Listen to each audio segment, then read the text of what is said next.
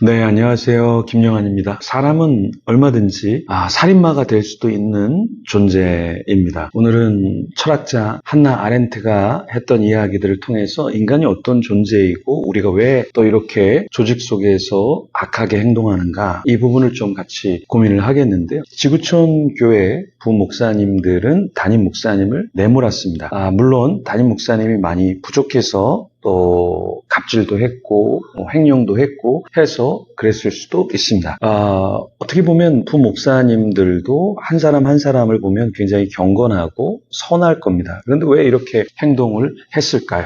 그렇게 행동을 했을 수밖에 없었을까요? 은평 성결교회 부목사님들은 정의진 목사님, 같이 사역한 목사님을 이상한 사람으로 만들어서 내쫓았습니다. 유승대 담임 목사님 지시가 있었다, 이렇게 음성 파일, 녹취록이 있었는데요. 이규범 목사님은 한 장로님과의 통화에서 명확히 제가 한 겁니까? 제가 한 겁니까? 이렇게 하면서 담임 목사님의 지시가 있어서 각 부부 목사님들이 담당 장로님에게 전화를 해서 당에 들어갈 안건에 대해서 고지를 하지 않았습니까? 이렇게 이야기하는 장면들이 나옵니다. 그러니까 자신이 주동해서 한 것이 아니다. 그러니까 나 혼자 왜 이걸 또 주동했다고 독박을 써야 되느냐? 그러면서 담임 목사님 지시가 있어서 자신과 부목사님들이 이렇게 이야기 나눴고 또 각 담당 교구 장로님들에게 그 내용을 전한 것뿐이다, 이렇게 이야기를 했습니다. 그러면서 마치 빌라도가 손을 씻으면서 자신이 예수님을 죽이는 것이 아니다, 그러니까 나에게 이 죄가 있는 게 아니라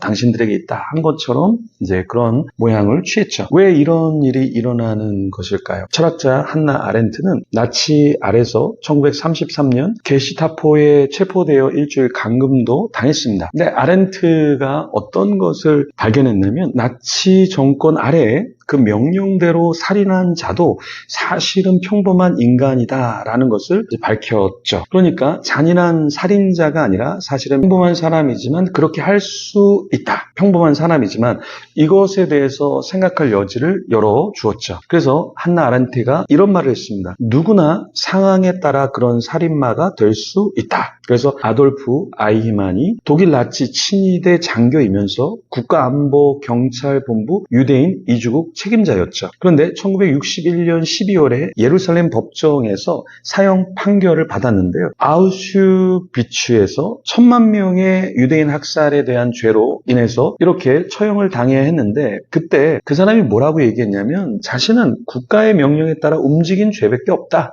자기는 잘못한 게 없다, 이렇게 얘기했습니다. 마치 어린 왕자 책에, 그 책에서 어린 왕자가 가로등지기에게 이렇게 물어요. 왜 가로등을 껐나요? 그러니까 가로등지기가 이렇게 대답했죠. 나는 시키는 대로 한 겁니다. 가로등지기 대답 속에는 개인적인 의지, 자유, 생각이 없는 듯 이렇게 이야기를 했어요.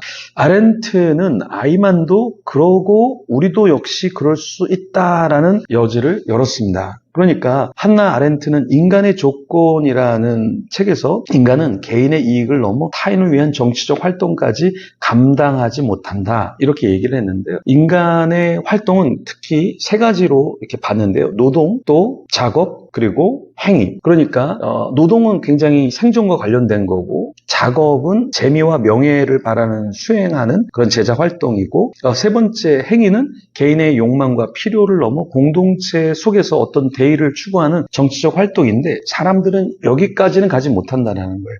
그러니까 개인적인 어떤 노동 그리고 개인적인 작업은 감당하지만 공동체의 선을 위해서 전체를 생각해서 자신을 희생하지 않으려는 면모가 있다라는 것입니다. 이런 관점에서 보면 사실은 지구촌교회 부목사님들도 개인적으로 갑질을 당하고 담임 목사님이 잘못한 부분이 있고 그래서 사인을 하고 나가게 했는데요. 사실은 조금 더 공동체의 선이 무엇인가, 그래서 어떠한 적법한 절차를 어떻게 따를 것인가, 그리고 조금 더 교회가 이러한 어려움에 빠지지 않도록 어떻게 했으면 더 좋았을까를 조금 더 고민했으면 좋지 않을까. 그리고 은평 성결교회도 마찬가지로 같이 사역했던 부목사님, 정의진 목사님뿐만 아니라 또 다른 목사님도 이제 나가게 되었고 또 나가게 되는 지금 시점에 있는데, 이런 부분에 있어서 담임 목사님이 지시를 해서 내가 그 지시대로 따른 것이다. 그럼 만약에 담임 목사님이 살인을 지시했다면 살인을 따라야 하는가? 아니겠죠. 마찬가지로 담임 목사님의 어떤 표절건으로 이제 한 명의 같이 사역했던 목회자가 나가야 되는 상황에서 정말 약자를 이렇게 배려하지 않고 그 지시사항대로 이렇게 행동했고 나는 지시사항대로 한 겁니다 라는 것을 이야기하면서 또 다시 자기는 문제가 없다라고 해서 빠져나가려고 하는 이 모습은 굉장히 성숙하지 않을 수도 있다라는 겁니다.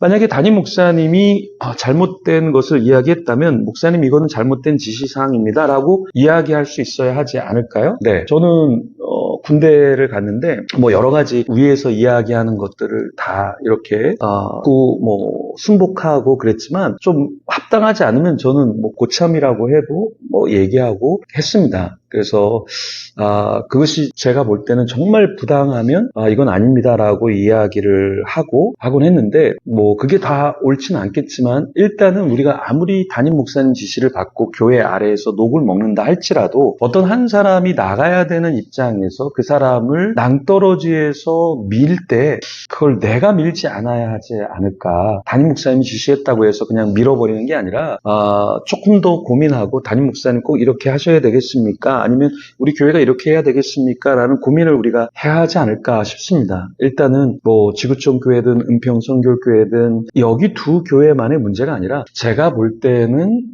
굉장히 전체 한국교회 안에 있는 이런 패단, 이러한 방향성 이거는 좀 멈춰져야 되지 않을까. 이제 앞으로 가을이 되고 겨울이 되면 참 많은 교역자들이 이제 나가는 시기입니다. 교회에서도 어떠한 혐의를 씌워서 대부분 많이 내보내는 이유는 그래야 구설수도 없고 교회가 평화롭다. 교회가 평화롭기 위해서 한 명은 죽어도 된다. 한 명을 2단으로 만들고 3단으로 만들고 사이비로 만들고 재정을 횡령했니 스캔들이 있니 누구에게 돈 봉투를 받았니 희한한 그 혐의를 씌워서 누군가를 나가게 해서 그 사람들이 문제야. 그 사람이 문제야. 우리 교회는 괜찮아. 우리 교회는 평안해야 돼. 여러분 교회가 평안해야죠. 근데 교회가 평안하기 위해서 마음에 안 드는 사람들은 2단 3단 만들고 재정 횡령한 사람 만들고 또 굉장히 인격적으로 안 좋은 사람으로 만들 필요가 있을까요? 근데 이런 모습들이 사실 우리 한국교회 안에 굉장히 많이 있습니다. 이게 이제 수면으로 올라온 게